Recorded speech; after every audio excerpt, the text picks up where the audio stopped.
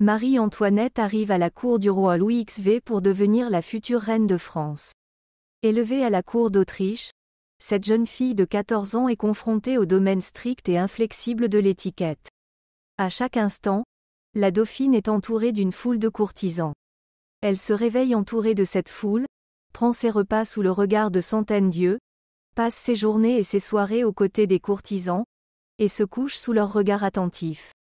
Une telle vie, privée de toute intimité, peut facilement révolter, surtout si l'on a 14 ans.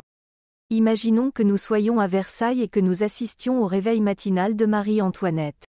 Madame de Campan, dont le rôle était de veiller à ce que toutes les règles de l'étiquette soient respectées, a décrit en détail cet événement véritablement théâtral.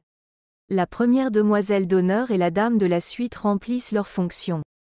La dame de la suite servait la robe, la première demoiselle d'honneur versait de l'eau pour laver les mains de la reine et remettait la chemise.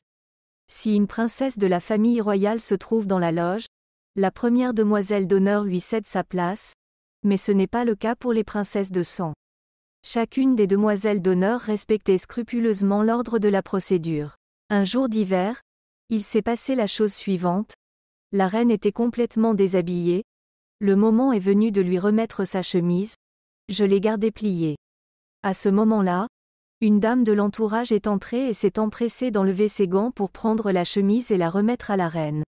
On frappe à la porte.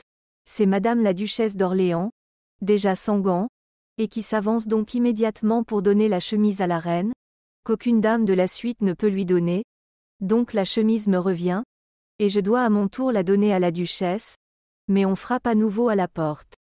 C'était la comtesse de Provence, la duchesse d'Orléans lui avait remis la chemise. La reine reste debout, croisant les bras sur sa poitrine, totalement figée.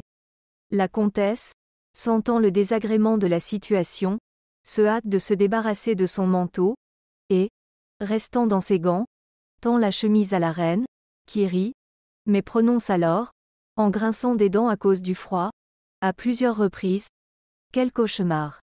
Quelle folie! Pauvre Marie-Antoinette, parce qu'elle a dû attendre d'être habillée, de geler, d'obéir aux règles ridicules du protocole établi par Louis XIV.